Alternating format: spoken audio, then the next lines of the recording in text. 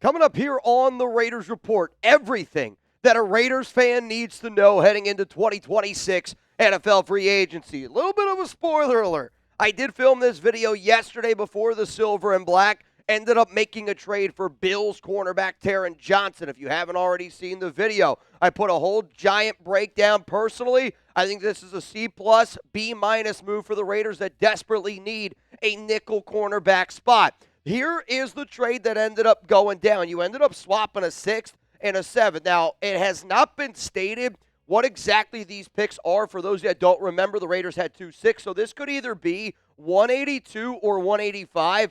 And this pick down here for the silver and black could either be 219 or 227. The bottom line is this. You got a starting caliber cornerback who was an all-pro in 2023 when he played a lot more nickel. Buffalo made him do a little bit more last season in terms of a nickel linebacker hybrid. He's a good player. He's going to be able to help out this team and essentially in a one-year prove-it deal. So I just wanted to be able to throw all of that information out there because coming up here on this show, I'm going to tell you where the Raiders are at salary cap space. I'm going to tell you the free agent targets that I want us to look at because I anticipate the biggest Raiders free agency day of all time, and I'm going to be live 11 a.m. Eastern time. Make sure you're subscribed. Make sure you pull up. We still have the most money in NFL salary.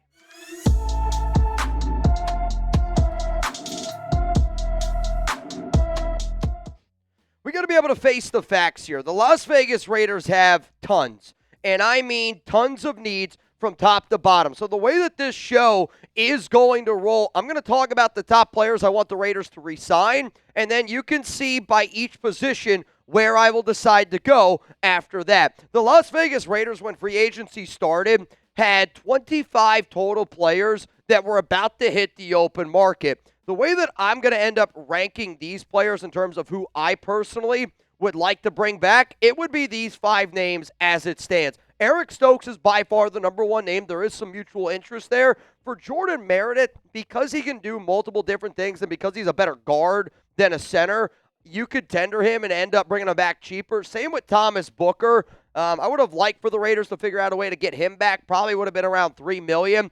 Daniel Carlson is a kicker. He's been on and off, but at the same time, you can't afford to have a bad kicking situation. And then I'm going to throw in Malcolm Kuntz, who would end up being an outside linebacker in a new 3-4 system. Now let's go to the quarterback position in NFL free agency, which I believe in Mendoza. I believe in Aiden O'Connell, and I feel like I say that over and over, but I do want people to truly realize the fact that I believe in those guys enough. Kenny Pickett is going to be a free agent. Don't need to bring him back. Plus, can't keep him. Got to be able to free up number 15 for Mr. Mendoza. If I were to look at the top quarterbacks that I personally would pursue in free agency, this is how I would rank them. Do I think Kirk Cousins, Kyler Murray, and Aaron Rodgers are worse than Case Keenum? No. But the reason why I have Case Keenum here is because he's got Kubiak ties. I think he's a cheap quarterback 3 option. And because I don't want to spend a lot of money at that quarterback spot because we have so many other needs, I don't want to address that. The reason why Kyler Murray's number 2, though, you're going to be able to get Kyler Murray at a $1.2 million vet min. That way he can get his full amount of money that Arizona still owes him from the Cardinals. So look at the names. Here's where they end up sitting.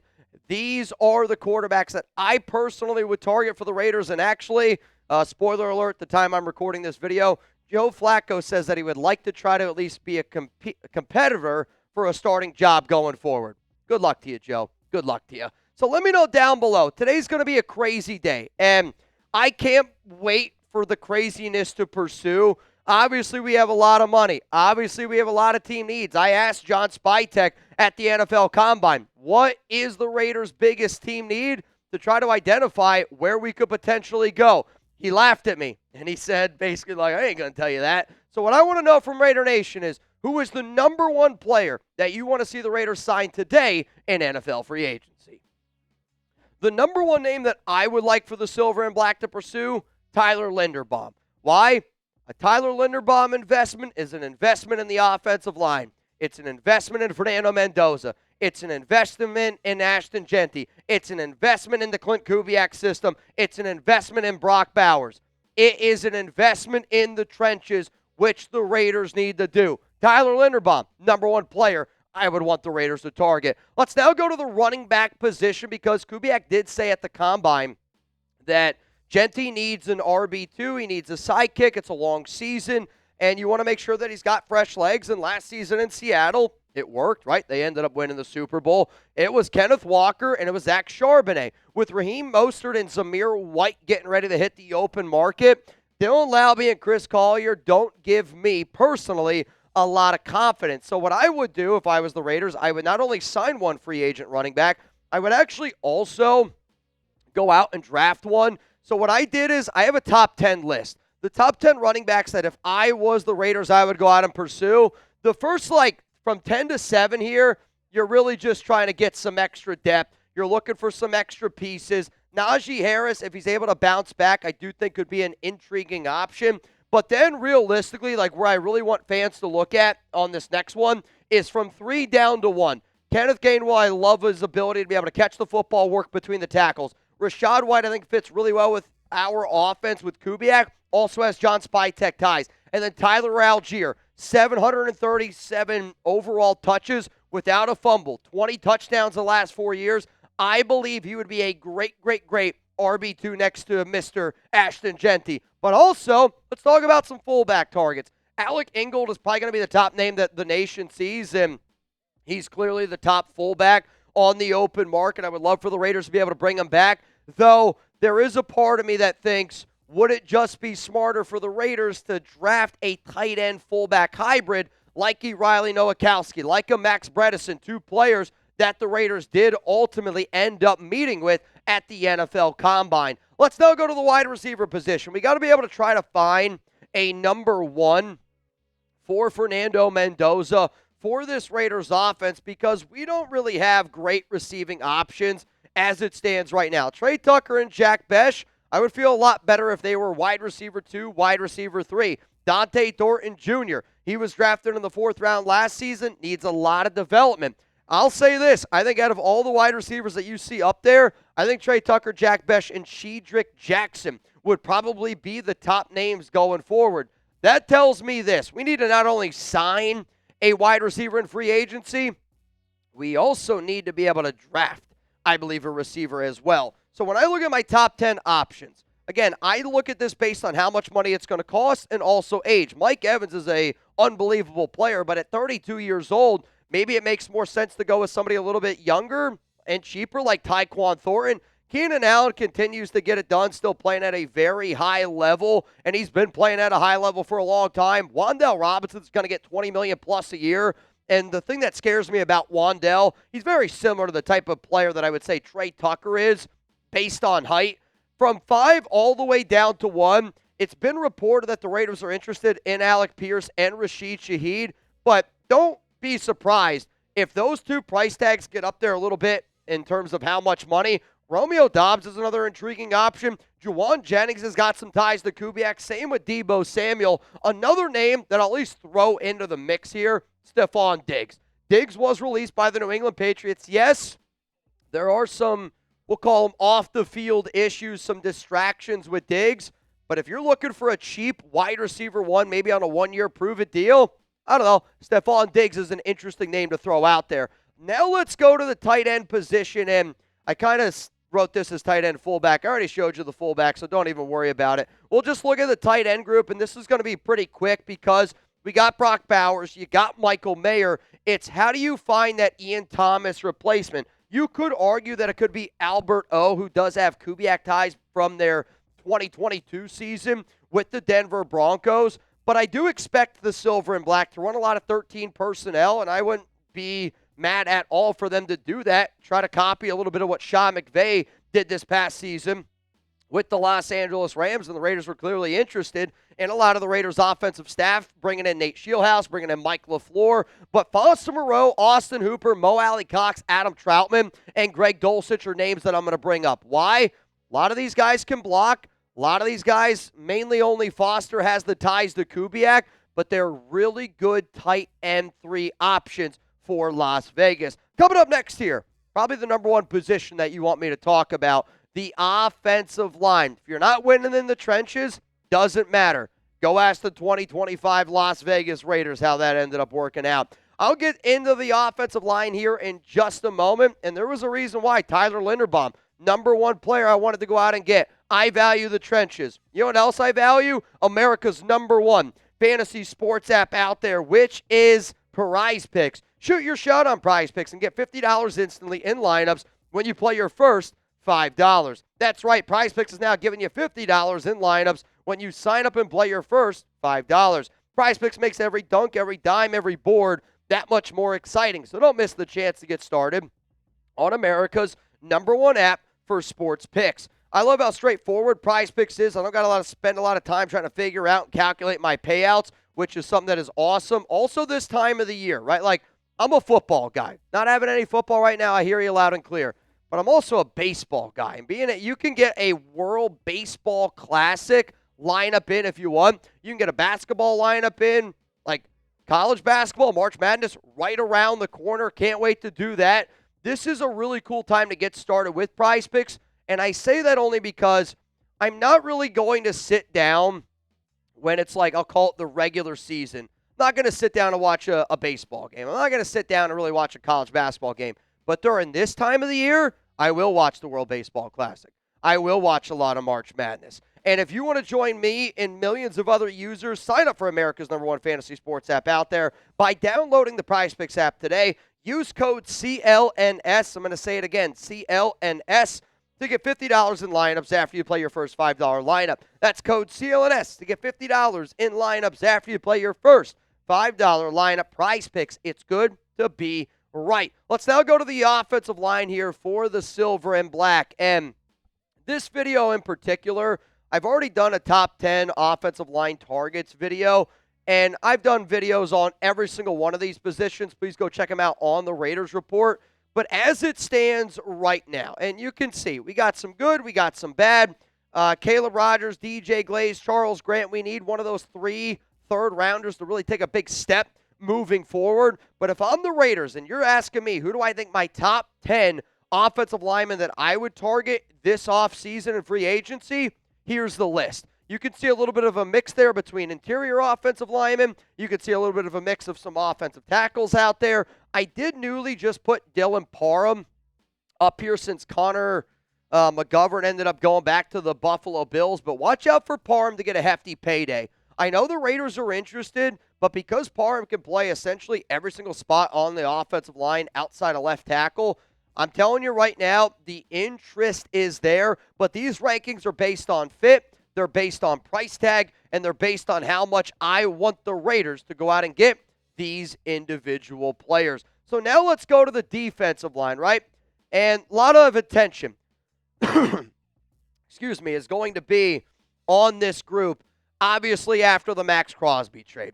You're not going to be able to replace Maxx Crosby player for player. What you're hoping to be able to do is take that $30 million that you save by trading him, take the draft picks that you get, and how can I turn one player in Maxx Crosby into 4 to 5 other potential starters? And the defensive line for the Silver and Black, it's gross. I mean, it is. It's gross. It's probably one of the worst defensive line units in all of the NFL. I have updated my depth charts to really kind of resemble what I think a 3-4 potentially looks like. But I mean, like, that's one of the worst groups in the league. Whether you're looking at, yeah, you're good.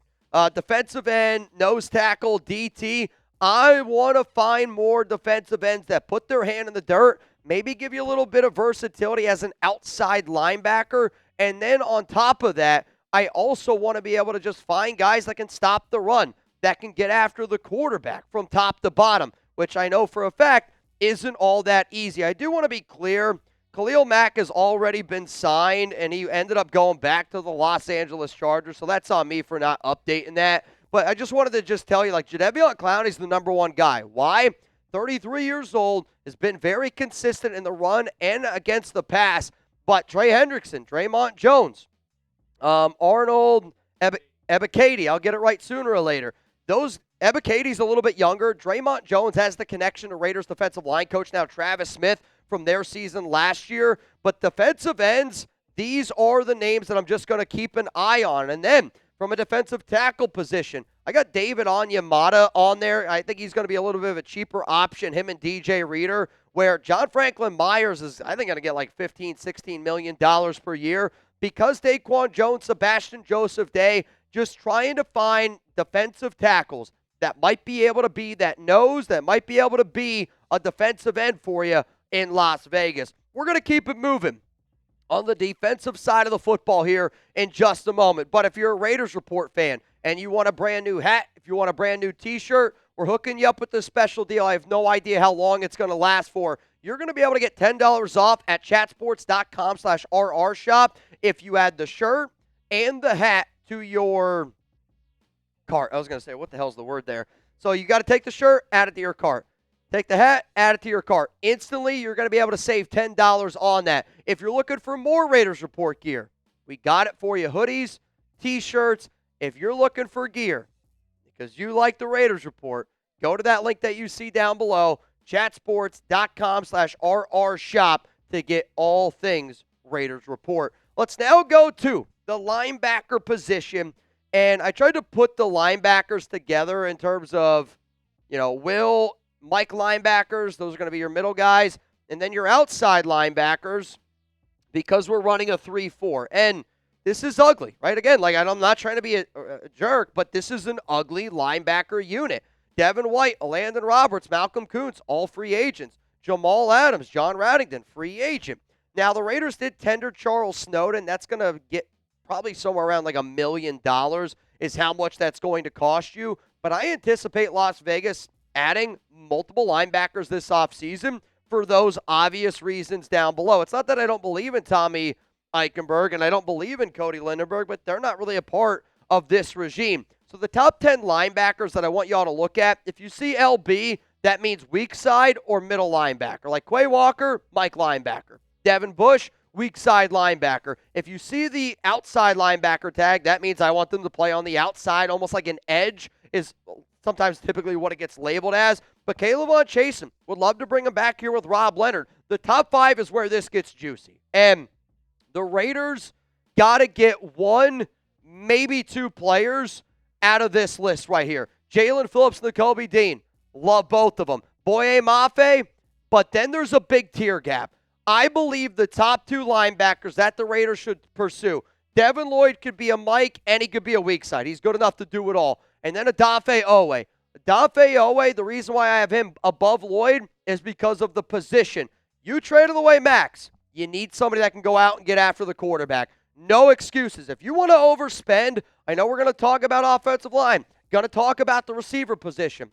The Raiders also really got to make sure that they find replacements for Crosby on that defense. Let's now go to the cornerback position here for the Silver and Black. And again, not a lot of depth here for Las Vegas. Eric Stokes is a free agent. Darnay Holmes is a free agent. I do know that Stokes and the Raiders have mutual interest, and I hope that that one does end up coming to fruition because I think he's probably one of the best bang-for-your-buck corners this offseason just based on price tag, which is something that I alluded to in a video that I did. But if you want to know my top 5 corners that I would look at in free agency, here they are, and here they are ranked. Like, do I think Stokes is better than Jalen Watson? I don't know. Maybe.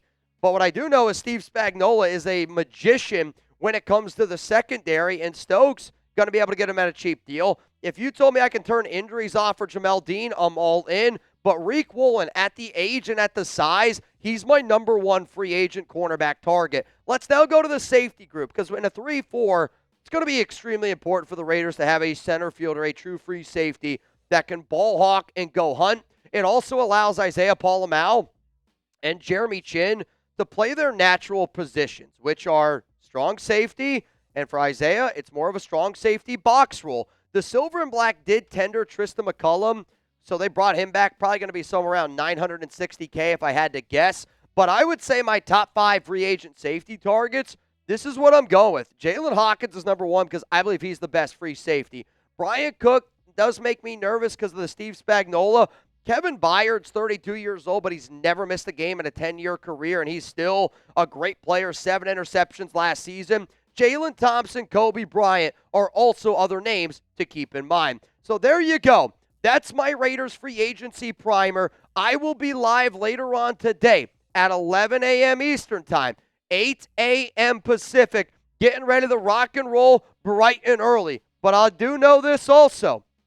We got a lot of needs.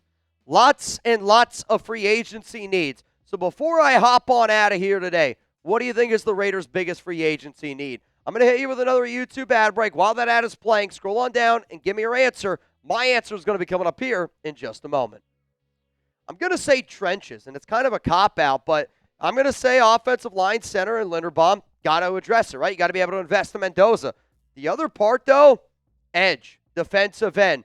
How do you replace Maxx Crosby? It's extremely, extremely important for the Raiders to not only replace Crosby, but to also be able to protect Mendoza. And with all the money we have, we need as many impact starters as humanly possible. I'll see you guys here in a little bit. I am getting ready to go live on the Raiders Report. I better see you there. We're going to be live 20, 30 hours this week. Make sure you're well rested. Make sure you're ready to go because it's going to be the craziest free agency of all time.